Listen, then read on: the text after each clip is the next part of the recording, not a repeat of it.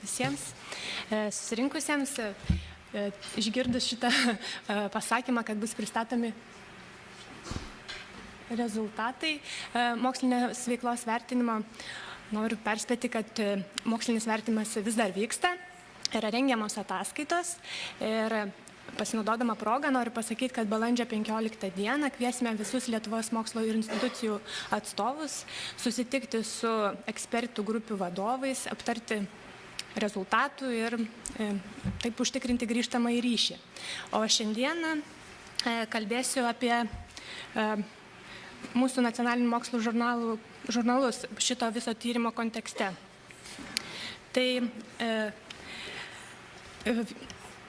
mano pranešimo struktūra bus mokslinės veiklos palyginamojo tyrimo pristatymas, kuris galėtų padėti atsakyti klausimą, kurgi Lietuvos tyrėjai publikuoja geriausius savo mokslinius straipsnius. O pabaigoje apibendrinant, norėčiau pasidalinti ekspertų pastebėjimais dėl Lietuvos nacionalinių mokslo žurnalų. Žvelgiant retrospektyviai, toks tarptautinis mokslinės veiklos vertinimas buvo atliktas beveik prieš 20 metų, kuomet Norvegijos mokslo taryba Švietimo mokslo ministerijos užsakymų atliko 97 mokslo institucijų vertinimą ir beveik po mažiau nei 20 metų drauge su Lietuvos mokslo taryba MOSTA vis dar atlieka tą tarptautinį mokslinės veiklos vertinimą. Metodika buvo parengta Technopolis Group atstovų ir šita metodika buvo pristatyta 14 metų kovo mėnesį ir mes grindėm tokiais kertiniais elementais, kodėl verta šitą mokslinės veiklos tyrimą ar vertinimą daryti. Tai sisteminių lygmenių tokie pratimai padeda kurti ir formuoti mokslo politiką, tai didina mokslinės veiklos ir tyrėjų atskaitomybę visuomeniai ir mokesčių mokėtojams. Tikimės, kad tai skatina mokslinės veiklos kokybę. Patiems tyrėjams tai turėtų būti naudinga, nes jie turi galimybę pasilyginti tarpusavyje ir tarptautinių lygmenių.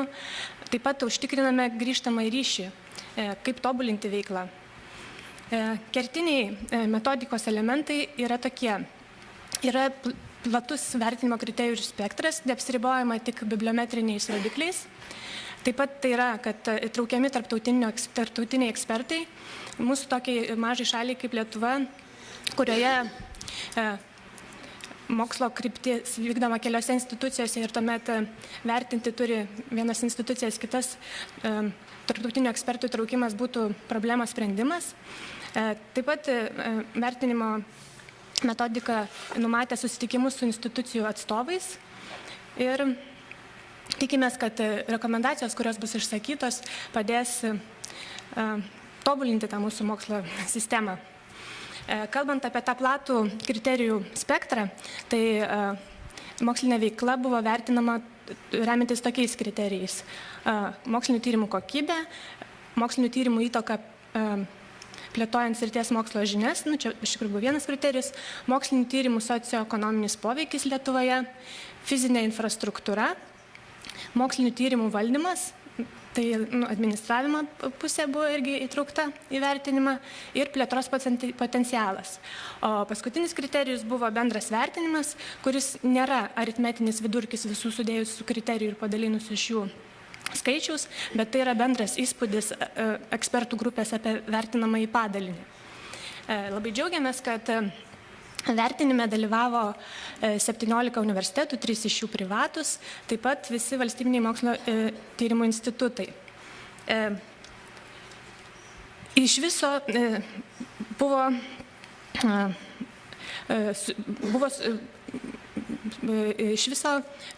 mokslo ir studijų institucijos galėjo pasirinkti, kaip jos nori būti vertinamas, kokiais vertinamaisiais vienetais, ar fakultetais, ar institutų atveju viso instituto sudėtimi.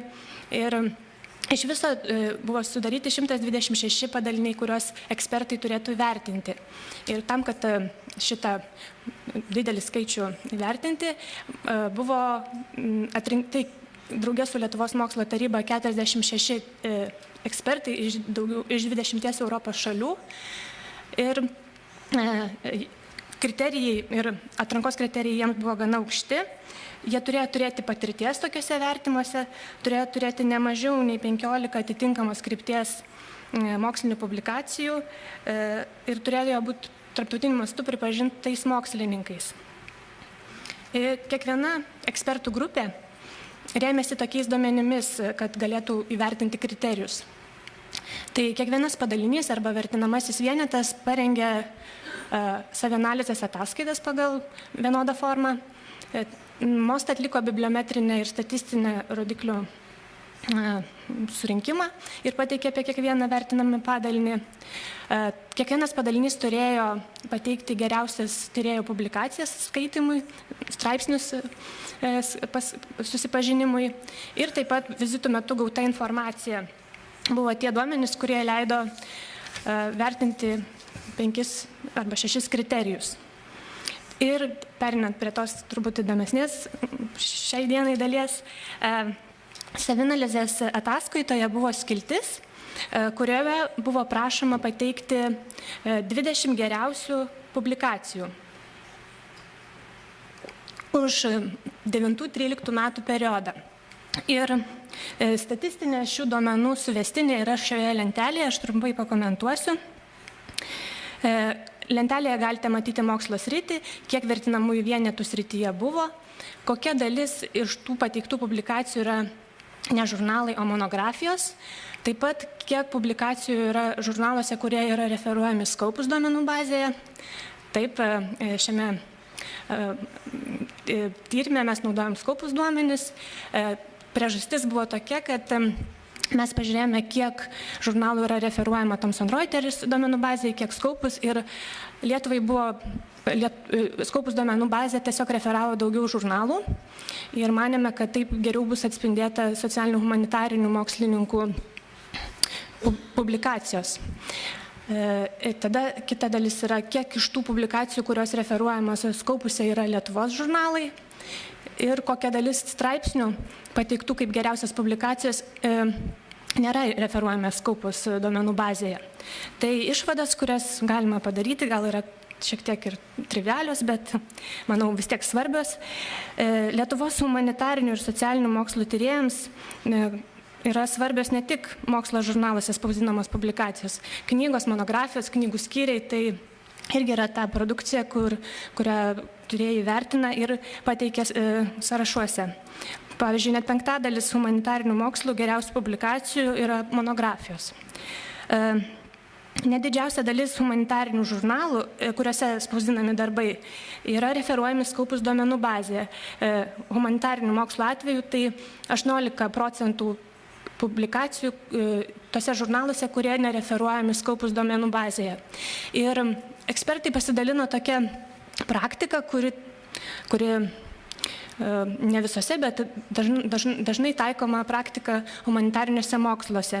Tai yra taip vadinamų A, B, C žurnalų ir leidyklų reitingų sudarimų, kuomet humanitarinių tyrėjų bendruomenė susirenka ir susitarė, sudaro sąrašą žurnalų, kurie priklausytų A kategorijai, aukščiausiai B ir C. Ir atsižvelgiant į tai yra vertinami darbai.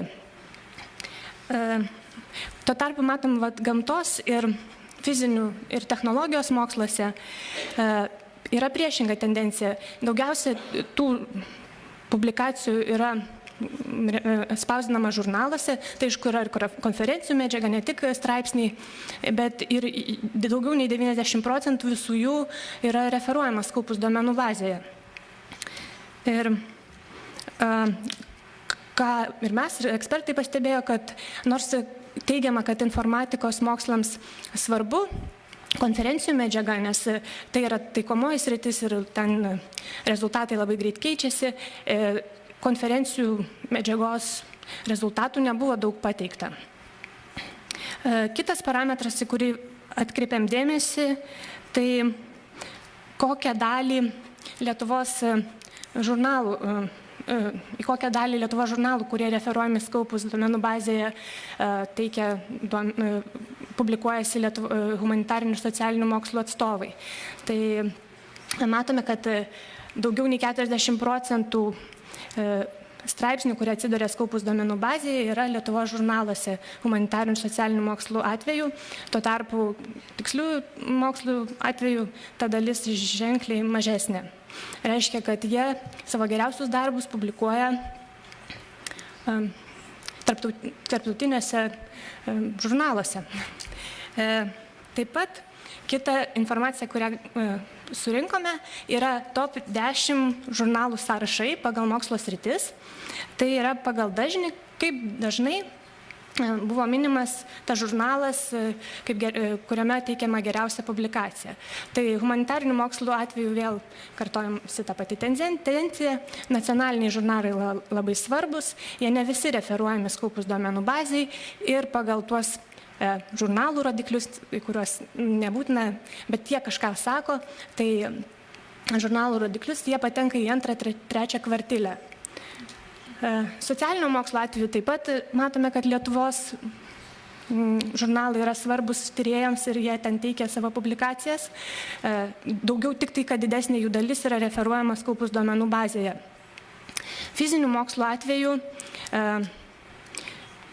ir iš statistikos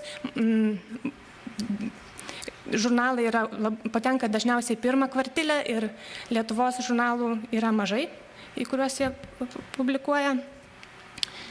Technologijos mokslo atveju tai yra tam tikri žurnalai lietuviški, kurie yra svarbus. Matote sąrašuose pavadinimus. Medicinos mokslo atveju mes net negalėjom sudaryti top 10, todėl kad šita mokslo kryptis yra išskirtinė tuo, kad turi daugybę pasirinkimo, kur publikuoti. Žurnalų yra daugiau šitoj srity krypty. Ir Lietuvos mokslo tyrėjai pateikė 220 skirtingų žurnalų Scopus duomenų bazės, kur jie publikuoja savo darbus. Taip pat matome, kad žurnalas Medicina yra gan svarbus medicinos mokslo tyrėjams.